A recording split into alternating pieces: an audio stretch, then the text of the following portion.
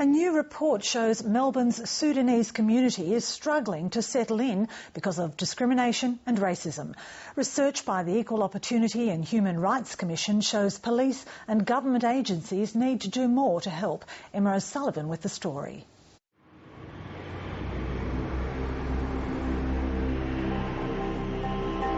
I was sitting on the train one of the days from uni back home in the evening, and there's a group of Anglo-Saxon Australian young people, of course, sitting, and I was just sitting next to them. They all sat next to me, and they start talking, and then all of a sudden one of them took out a phone, and the screensaver was a map of Australia, and on it it's written "F off, we are full." To me, and they made it in a way that they really want to show it to me so I could see that.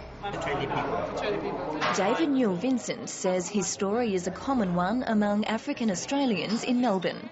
He and fellow Sudanese refugee Nadal Nguyen believe it's because they're part of the newest wave of refugees. My family in Ballarat, for example, we've had people chasing my brothers down the street, being called the N-word. You know, we've had teachers who have said some very racist stuff to my brothers, So in a sense, it's something that you live with. It's something that you experience quite often. It's 2 years since the Victorian Equal Opportunity and Human Rights Commission released its first report on the experiences of young Sudanese people. In 2007, the African community went to the Commission for help after 19-year-old Lip Goni was bashed to death in an unprovoked attack at Noble Park.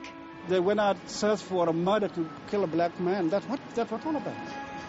It was clear at the time we did the initial research that racism wasn't just an individual experience, it was an experience by the community. And we needed to do something to start to build and reconstruct trust. That initial study found Sudanese immigrants living in Dandenong face discrimination in employment, housing and in their treatment by police.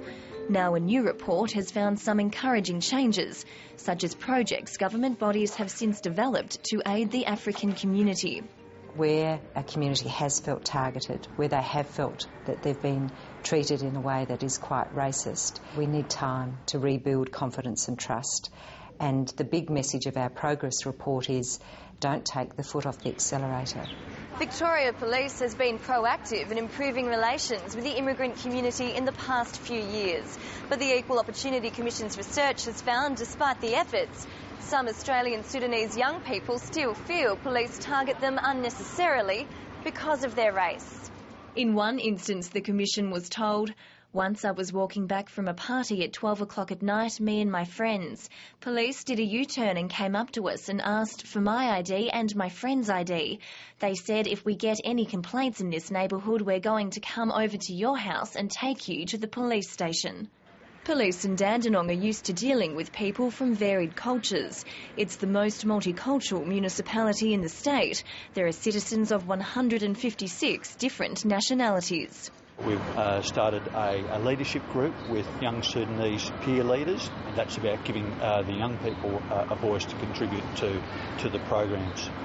We're involved either as primary partners or secondary partners in many inclusion projects across Greater Dandenong. 22-year-old Nadal Nguyen says the media has blown problems with Sudanese young people out of proportion. One of the examples would be, if one Sudanese person does something, that is a fear that because they come from the same country, they're exposed to the same challenges, for example, that they've been exposed to war, then these people as a group or as a culture poses a threat to the general Australian community. And that is false. Nadal Nguyen was raised in the refugee camps of Kenya. She came to Australia 5 years ago and has made the most of the opportunities Australia has provided. She has a Bachelor of Arts majoring in psychology and is a member of boards, including the African think tank, the Ethnic Community Council of Victoria and the Australian Youth Forum. I understand the opportunities that Australia offers because I've benefited from them, and I just want to try and work hard as I suppose I can to try and get more young people to access those opportunities. 28-year-old David Vincent has also finished a university degree in Australia. He believes lack of understanding about the refugee resettlement program is behind the racism he's experienced. I guess the education of the general public in terms of the experiences that we have gone through and why we are here, if we would do that more, then I guess people can sympathize with us and say, oh, these guys, we could make them welcome. David Vincent and Nadal Nguyen are keen to stress their positive experiences, and both are optimistic time will aid African refugees' struggle for acceptance. Third day in Australia, when I was walking on the street, on Brunswick Street, my first shock is how whoever I passed on the street, the way they smile, that made me more welcome. I felt really, really welcome. I cannot, I think, aspire to be part of this country if I look at it from the negative aspect of it all the time. So that's why I have to find a positive note so that I feel that it's also my country and I can also contribute to it.